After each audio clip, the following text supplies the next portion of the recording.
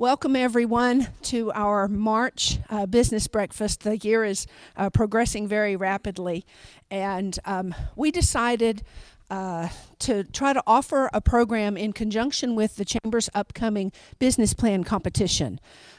Because we were promoting the business plan competition, which I'll talk about more a little bit here in a minute, we thought, what better way to help you all get an inspiration for possibly participating in our competition than to look at your business plan, consider your business and how it may be growing. You may be thinking of starting a new business, and we couldn't think of a better resource for helping you put together a business plan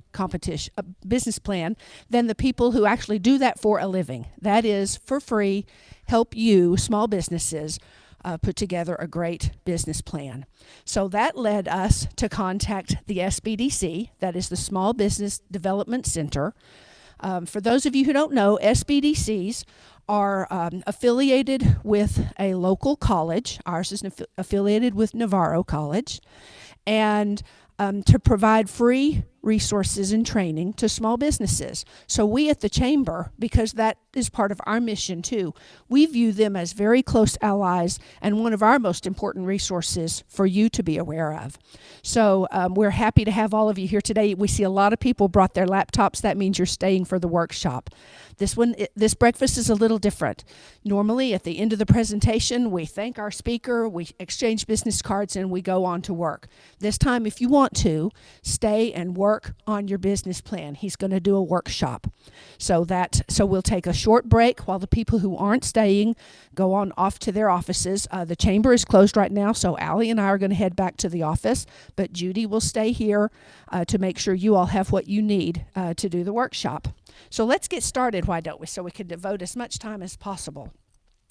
Navarro College, the DFW Small Business Administration, the North Texas SBDC Network, selected their director for the Navarro SBDC, Daniel Short. He has been, I'm sorry, I'm going to have to turn this sideways so I can zoom it in. Age is no longer my friend. Daniel has been with the SBDCO program since 2009, serving in various roles within the organization, such as business advisor, senior business advisor, and interim director. He began his career with the SBDC as a business advisor in 2009 and promoted to senior business advisor in 2016. Daniel is a graduate of Texas Tech University with a Bachelor of Science in Ag and Applied Economics and a Bachelor of Business Administration in General Business. He has a Master's in Business Administration from Texas A&M Commerce. He has completed the Economic Development Finance Professional Program through the National Development Council, as well as the Economic Development Institute through the University of Oklahoma. Daniel has completed all coursework for the Certified Economic Development Certification. I'm pleased to introduce Daniel Short, our speaker today. Thank you, Daniel.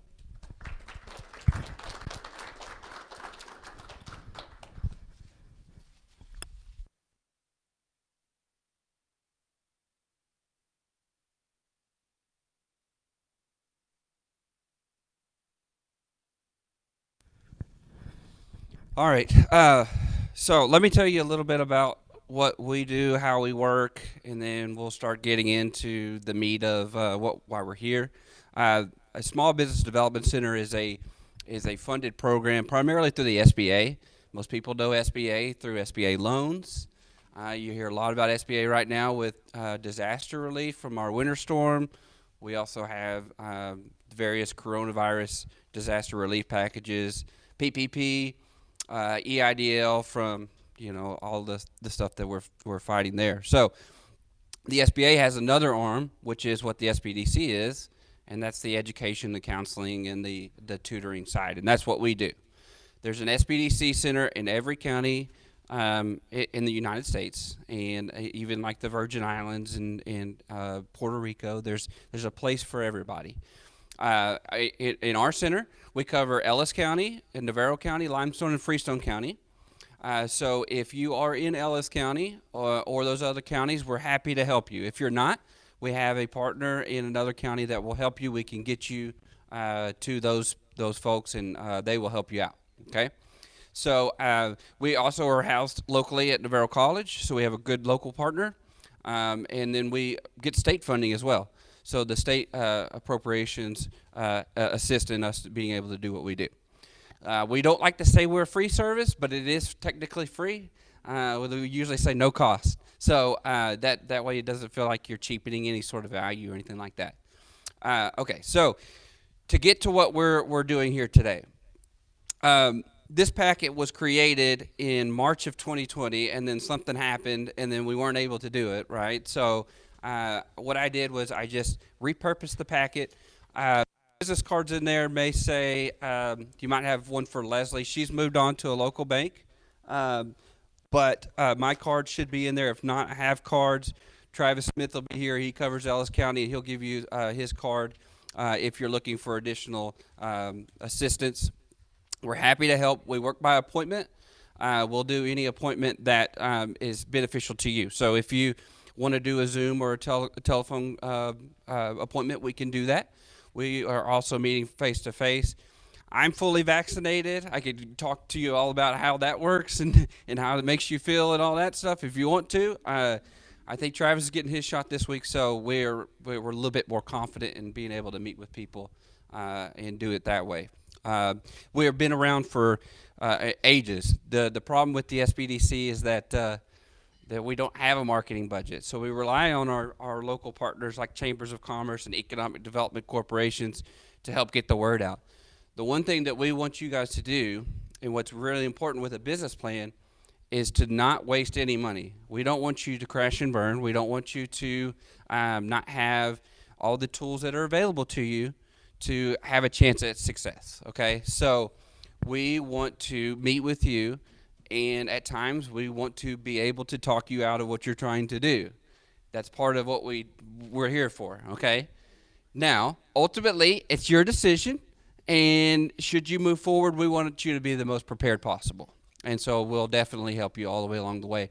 And we want our local economy to thrive. That's how we get paid, is that if we put businesses out there that hire people, that get loans, that retain people, especially in a pandemic, we are able to show that we are helping our local economy, and it builds upon itself, okay? So you'll always hear local dollars are spent locally, and that's exactly true. So small businesses are a great engine of our economy and the United States economy. So business plans, it can be a very dry topic, okay? I won't sugarcoat that.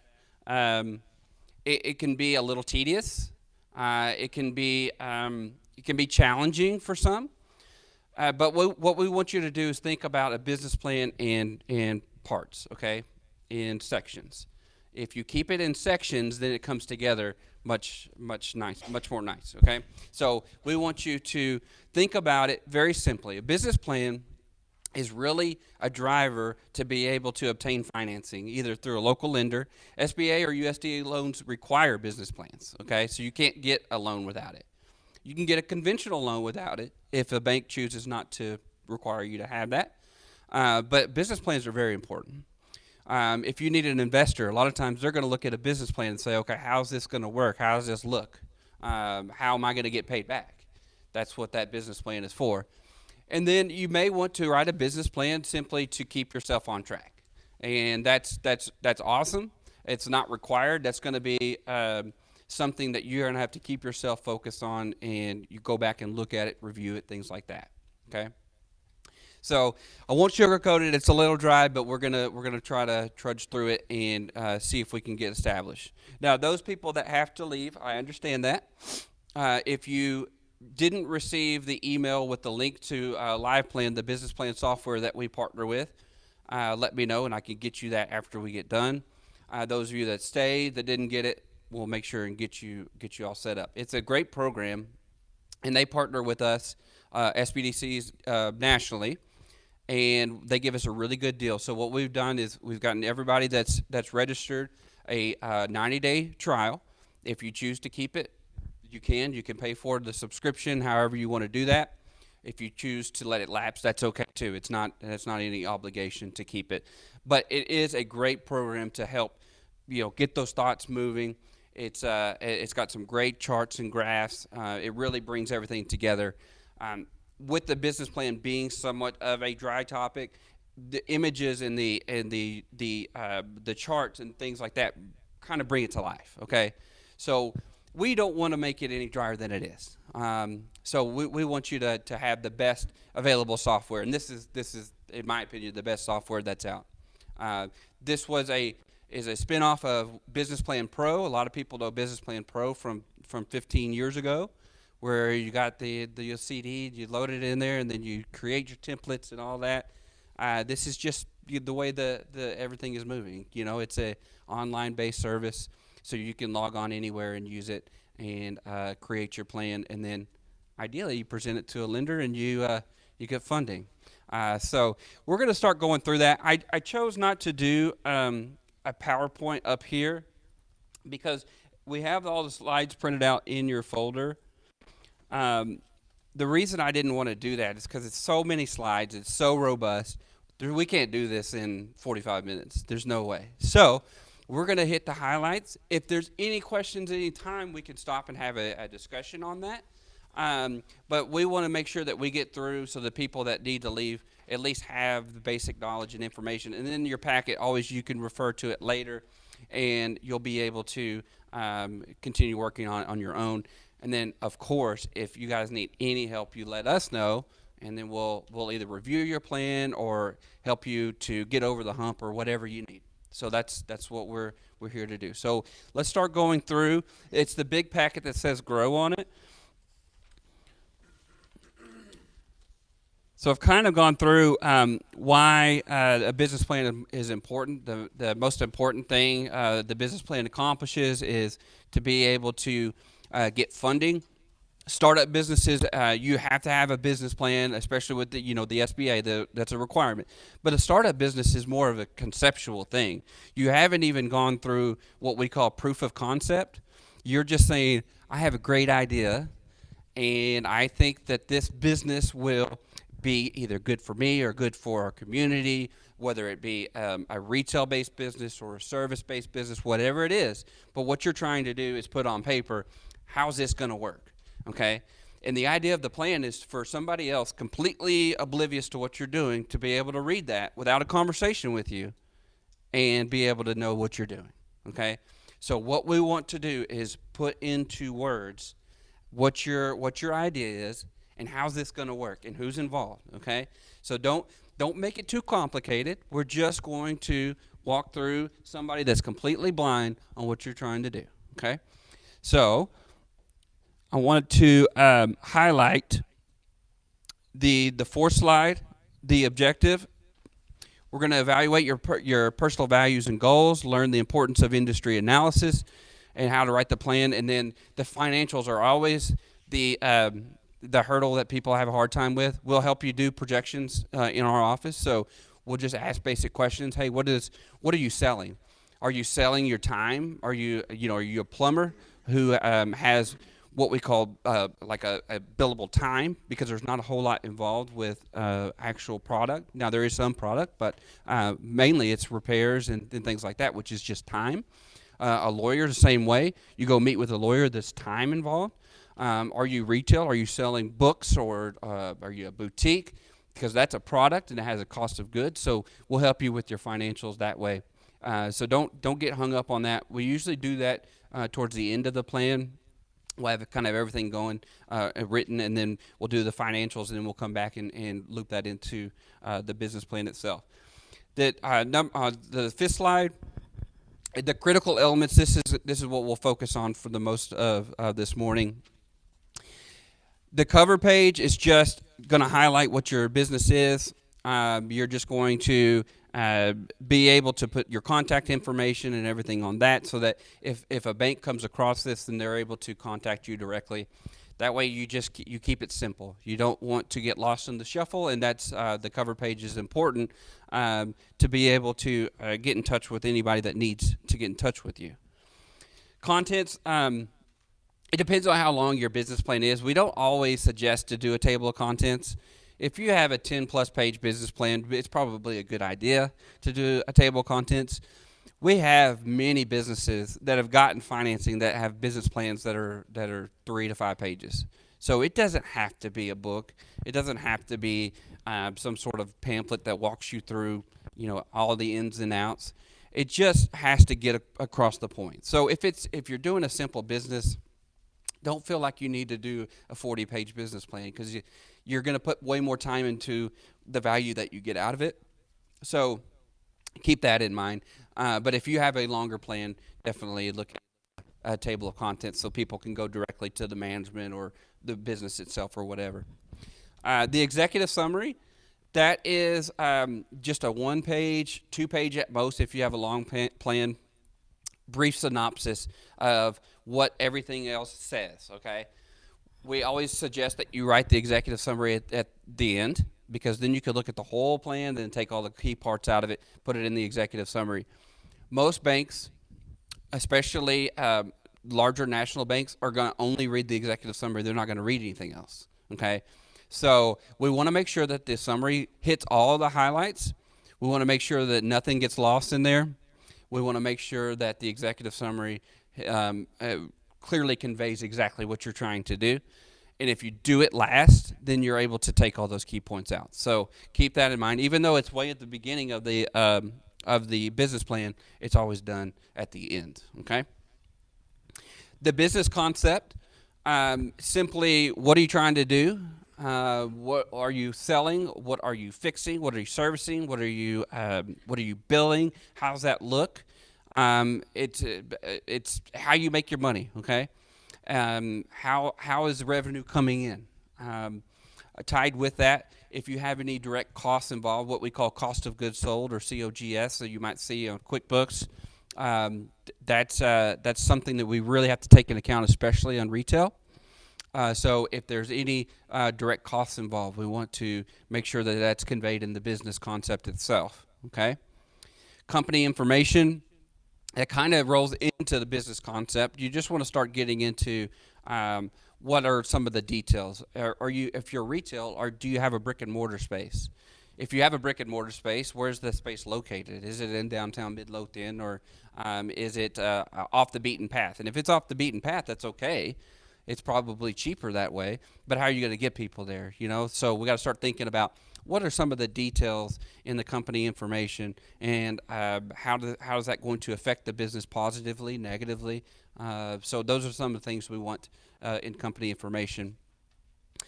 In market analysis and plan, if you're going to market, which I would suggest highly you do, you want to be able to show exactly what resources you're going to use. Much of marketing has moved away from traditional type methods. We used to solely rely on newspapers and things like that. Much of it is more of a online-based marketing. There's still a role for newspapers. There's still a role for traditional advertising, but the online presence is what's almost critical now. So if you're going to market in that way, we want you to make sure that you have clearly thought that through. Are you going to use Facebook ads? Are you going to do Google ads? You're going to almost certainly get a Google business listing. Are you going to do print marketing in Now Magazine or Living Magazine or newspapers? And if you are, we're going to explain how that's going to be effective. If your target market is still a high user of those publications, then clearly we want you to describe that. On top of that, we want to say, okay, what's the cost involved? How much are we putting in Facebook ads? How much is the Now Magazine ad going to cost? And what's our expected return? Is the ad going to be a trigger for somebody to come buy something? So, like, a lot of times you'll see use promo code, whatever. That's a way to track that marketing. Okay, so if that's your plan, in that marketing plan, then we want to make sure that we have accounted for that in the marketing analysis. There's so many ways to market now. We would just want to make sure that you've thought it through, and the more that you put on your marketing analysis in your business plan, you'll be able to show that you have done your homework on that. Products and services, that gets into the meat of what you are and what you do. Okay, so we want to make sure that if you are a business that is highly focus on a couple revenue streams. We'll just further discuss those revenue streams and how that works. What's the if there's a manufacturing component, what's the lead time to build that? Is there a product flow issue or something that we need to discuss? So like if you have a vendor or two that you rely on, what's the lead time on that, and what's that look like? What is your expected margins? If you're selling a product, we don't sell it for what we paid for it. So what is your margin, and how have you determined that? Is it determined by the local market based on what somebody else is selling, or is it what we call keystone, which is just typically doubling the price of something?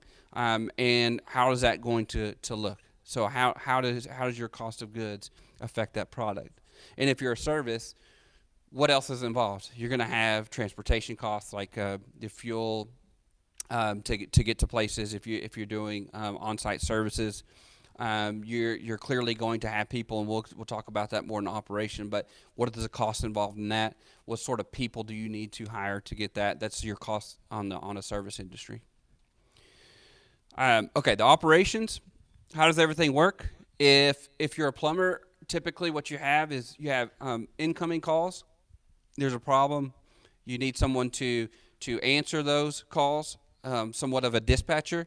So you get the call, then they dispatch out, then you get that fixed. Okay. So an operation of a plumbing business would be, we're going to have incoming calls based on our marketing. Then we're going to have someone answer that phone, and then we're going to have someone else go out and do the service. So you will want to have a somewhat of a flow chart. If that works good for you, that's great. If you want to just mention the key players, that's fine too. But we want to make sure that everything is accounted for. And sometimes what you'll do is you get into really getting into the plan, and some of those things are kind of left out just because you hadn't thought about it. So that's just an idea of creating some sort of a continuity in how the business is going to work.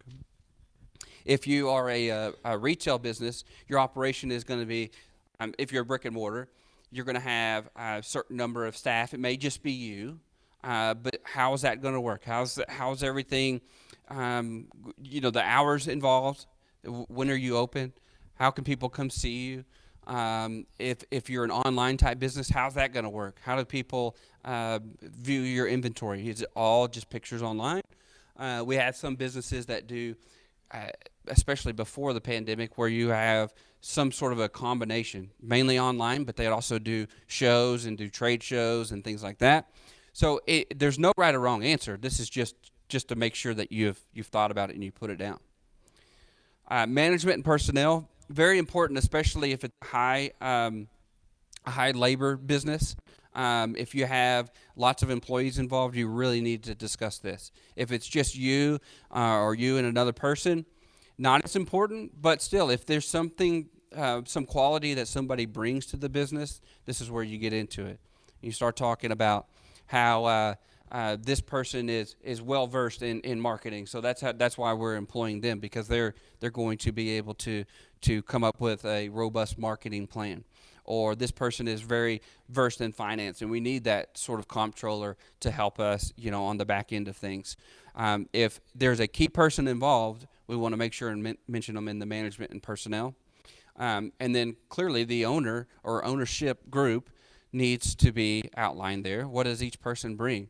A lot of times, like in partner businesses, we have a money guy, somebody that invests the money, and we have a guy that's a manager, which is great. A manager is great. They're really good with the front lines of things.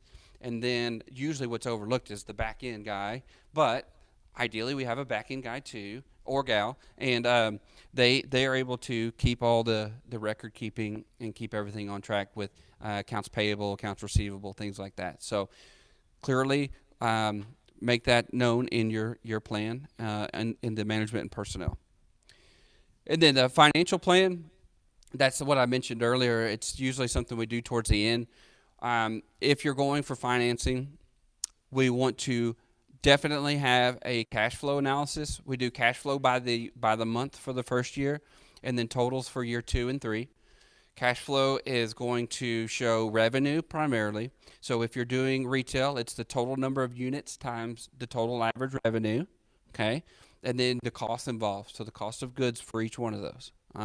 If you're doing service, total number of revenue based on calls, minus the direct cost of any sort of help that you had or your own help. Or if you have, the plumbing example, you're going to have couplers and other, PVC that you need to account for. We'll do the cost there. Then you have your gross margin, okay? So it's revenue minus cost is gross margin, and then everything else. Those are just called operating expenses. So you have utilities, your phone, your internet, your rent, any other thing that's not accounted, like accounting, would be coming out of those operating expenses. And then you would have gross margin minus the operating expenses, and that would give you a net. Ideally, your net is positive. It's not always the case, especially in a new business. It's okay to show a loss, especially if you're trying to get the snowball effect going so that you build over time. It's not going to keep you from getting money, but we need to show something positive in year 2 and year 3. So we don't want you to freak out if it's negative, but if it does surprise you, that's one of the times where we might say, okay, are you sure that you want to do this? Because you put in all this work and now you're showing that you're not going to make any money. So you want to get in business to lose money. That's not really what we want you to do, but it happens. It happens a lot. It's part of it. It honestly is part of it. And if that's the case, it's okay. Many times there's something that we can point to say, we need to change this, and this will change everything. And that could be you're hiring too many people. You don't need that many people to do what you're telling me you're going to do. Or why are you only charging a margin of 20% when the market says you could get 60? Something like that. And you can make a big impact on some subtle changes. So again, if we do financials and it comes up negative, that's just a talking point. What can we do to make it different? And the bank hasn't seen any of this yet. So if you go to the bank and you show a negative, and it's a negative in year 2 and year 3, there's a very good chance you're not getting any money. But if you come to us, or if you are having a conversation with any sort of mentor or advisor that you have, and you're able to fix that, the bank doesn't know anything about that. So we don't want to discourage you, but it happens all the time, and we can certainly work on that. Then the appendix. Appendix is things that we throw in at the end. It's just a supplemental sort of information. You're going to cite things in the appendix in the actual plan. So in our office, for example, what we can do is help you get if you're on 287, but let's say between here and Waxahachie. An important piece of information might be what's the average daily traffic count for that stretch of road. We can help you get that and show, and it's kind of astonishing right now. We won't go there, but it's growing so fast that that's an important piece of information. And when I started in 2009, much of that stuff wasn't even there, let alone the traffic and with the light and everything. So all that's changed, and so we need to show a current dynamic of what's our average daily traffic count, and we have access to that via multiple sources. We have TxDOT makes that information public, but they make it very hard to find for some reason. But we use it. We have other databases that we use all the time. We have something called IBIS World. IBIS World is it's nationally known for industry information. So if you say, I want to do home entertainment, okay, we can go into IBIS World and say, okay, what does home entertainment look like in the brick and mortar? Okay, what are the trends here? And much of the trends are always changing, right? If you came to us with a business plan and said, I want to do a bookstore, we can pull you industry information that's going to be very negative for what you're trying to do. That doesn't mean it won't work, but you need to have the information, okay? So a traditional brick and mortar bookstore is a thing that was very popular, but there's a reason why that's kind of flipped, okay? So we want you to have that information available to you. IBIS World, IBIS, yep. It's very good. We spend a lot of money as a region on that, but we feel like that is one of the greatest sources of information that we can give you. We have another database called BizMiner. It's very financially specific. So you come to me and you're trying to make your cash flow projections and you're just kind of lost. What we can do is say, okay, well, here's a pool cleaning business, because that's what you're trying to do is pool cleaning. And this is kind of what their breakdown is. This is their percentage of rent on average. This is their percentage of marketing, so that we can make sure that you're spending the right amount. And if you're really low, we say, well, you probably need to bump that up because you don't look like you're going to be prepared. If you're really high, we say maybe you're spending too much money here because everybody else is not really doing that. So that BizMiner is a great tool. It also has a valuation portion to it. We have another valuation service that we pay for out of our center. It's called Deal Stats. So if you're looking to buy a business or you're looking to sell a business, we can help you come up with a value based on the multiples of those two software platforms. And that can be very helpful in the appendix. We have demographics now, which we can print demographics based on whichever location you're looking to start. We can do the county of Ellis. We could do the city of Midlothian. We could do specific drive times, 1, 3, 5 mile ranges. Whatever is useful to you, we can certainly give you access to that. You can put that in the appendix. We have the ability to order specific industry research if you want to do that. There's just a lot of things that we can help you put in there. And then whenever you're doing your business plan, you might say, well, Ibis World says this industry is growing 7% year over year and is expected to grow 30% the next 5 years. That's a really good point for a bank to know, because they can say, okay, well, this business is going into an industry that it looks like it's going to be around a while. And then on the flip side, if it's negative, we have to explain, well, yeah, but we're doing it differently. We're not doing it the way that everyone else is doing it. We're doing a bookstore that has a totally different theme. It's got a coffee based but it's going to have books too, or whatever. There's ways that you can spend that information, but we definitely, if you're going to use it, we want to put that in the appendix. I'm sure I'm leaving some databases out, but we have lots of stuff that we can help you put in there. Okay, let's skip down to the marketing plan. It was about 6 slides or so. Marketing is, like I mentioned, very, very important. We want to make sure that we put in all the efforts to get a good plan. We want to make sure that you're spending adequate money on marketing. Marketing is often overlooked, and that could be a fatal flaw of a business just getting started. If nobody knows you're there in those first few months, then you're facing an uphill battle, and you're not able to survive. And a small business that gets started needs a little bit of a buffer.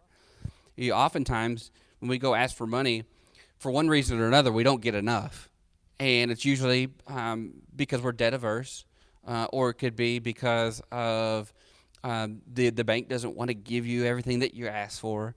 It could be a combination of things, but we want to make sure that there is an earmarked amount for marketing that is adequate to give you a chance to succeed. So we'll help you do any sort of research and analysis that's involved in that.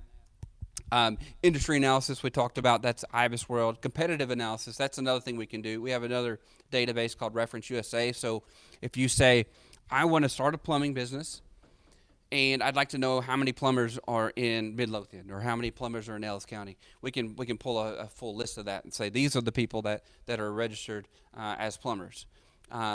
We can also do a heat map in certain aspects to help with that, or in Esri, which is a great database that it's very multifaceted, but it's got a great GIS component.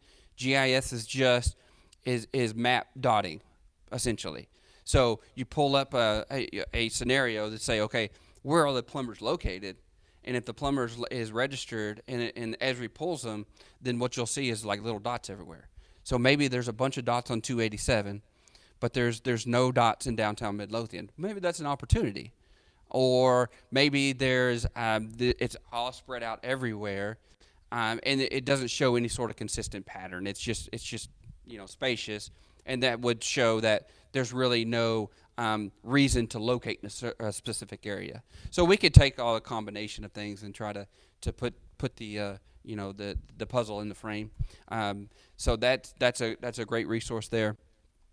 Potential customers, we always want you to think about who is your customer, because when you're marketing, you're not marketing to yourself. You might say, I read this magazine all the time, but does that mean your customer reads the magazine all the time? Probably not. You want to put yourself in their shoes, because you're not buying from you. If you buy from you, then you're not going to be in business if you're the main customer, right? Because you're just spending your own money. So what you want to do is put yourself in your customer's shoes and figure out how they are reached, okay? So I know some people in here, and plenty of people I've met with they're like, anybody is my customer, right? I can have anybody come and I can sell them something and they'll be a great customer. That's true. That's true in many cases. But you have a preferred customer. You have a customer that either makes you more money, more margin. You have a customer that gives you more volume. They're in more and more, okay?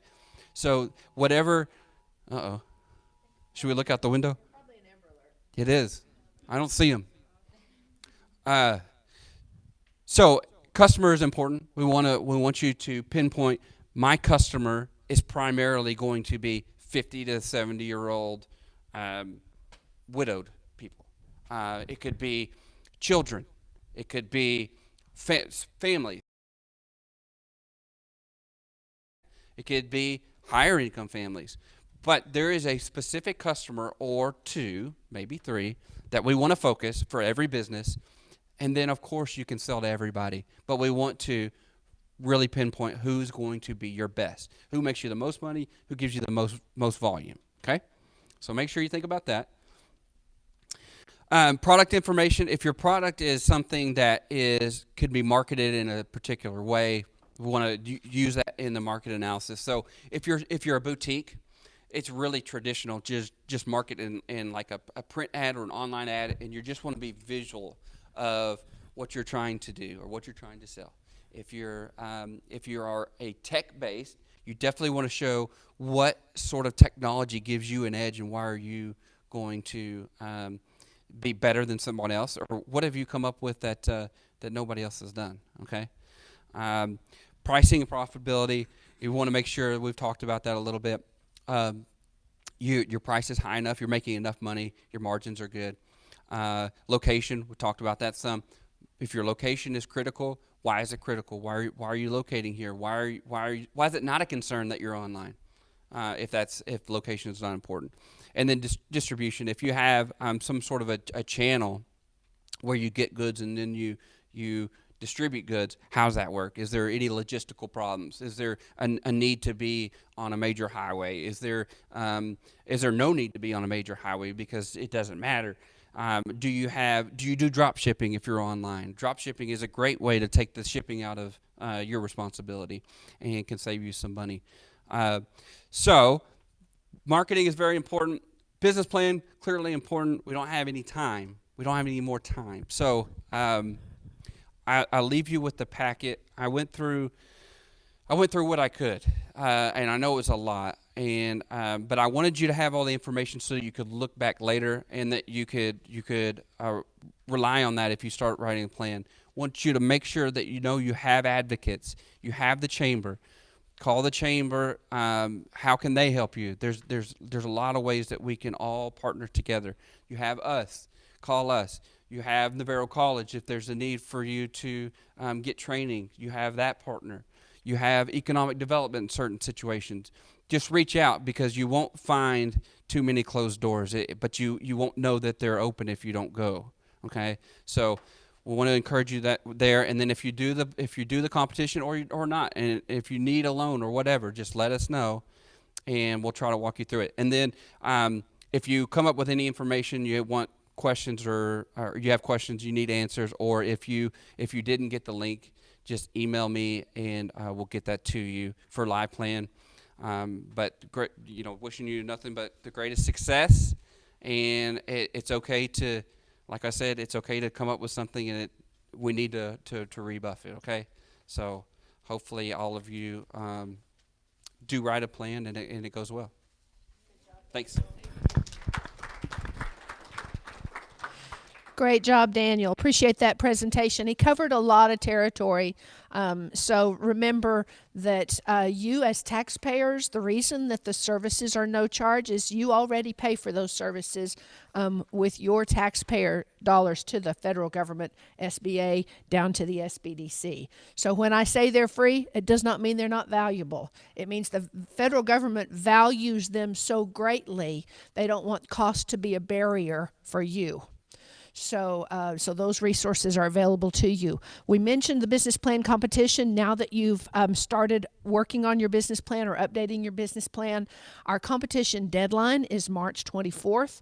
The competition itself will be April 15th. So what's going to happen is you come to the Chamber's website and you download the information. There's an application and a fee. I think it's $50, so it's not a huge fee, just to help us cover the cost of putting on the event. And then some judges will select the top 3 from those. And then those 3 will make presentations downstairs on April 15th. And all 3 of them will win cash prizes based on whether they come in first, second, or third. So we hope everybody will take a look at that and see if the business plan competition is something you would want to participate in. A lot of people think business plan competition means I have to be a startup business, and that's not we're not limited to that. We do want them to be in business for no more than 2 years with this particular the segment that you're presenting to us that night. So if you've been around for 10 or 15 years and you're dusting off your business plan today, that's great, and we think that's healthy and wise. But you may not, that part of your business, unless you've got a business, Pete's Tire Service, for example, was going to go into a different type of service, and they're developing that portion of their business. I would say that portion of the business might be considered. It would have to be that it's a completely new service that you're business, which we also want you to do. Navarro College provides lots of resources to you also. Last night, Judy and several of our chamber members were in the QuickBooks class. If they're not currently offering a course that you would be interested in, just let them know. Looks like Robin stepped out, but Jeanette is here from Navarro, and they can help you. They're nimble enough that when after our January business breakfast, a group were huddled in the back of the room saying, that QuickBooks class isn't being offered until, I think it was May. Wish it was going to be offered sooner. Navarro went back to the college, put together the class, and it started 3 weeks later. So if we identify that there are some needs in the chamber membership, that's enough for us to put together some courses. And then, of course, he's talked all about the resources at the SBDC. Anything else, Sharon, about the business plan competition? Yes, y'all.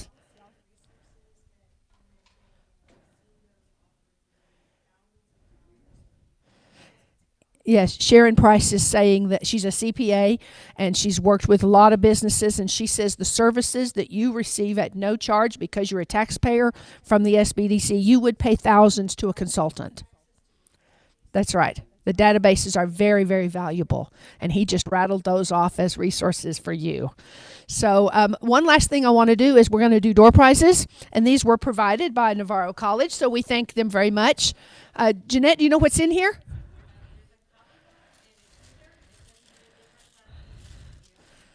Okay, we've got goodies in here. Judy's got the business cards. Now, something that we do for chamber members is we collect all the business cards, we scan them in, and we're going to send you all of these business cards afterwards so you get access to the information of the people who have attended today. Chase, it's your lucky day. Chase is with True Texas Benefits, and That is a great company. They're located physically just very near the chamber. I got a good one. Okay, Elite. You don't put your name on here, but she is here. We can find her. Congratulations. Allie, do you remember what our speaker is next month? I don't remember. I'm sorry. I should have come prepared with my list. But you all who are staying to work on your business plans, great. Daniel is going to be here to walk you through all of that. Those of you who need to head on to your office, let's gather up our things, grab some coffee or some juice or some water on your way out the door, and we will see you all next month. Thank you very much.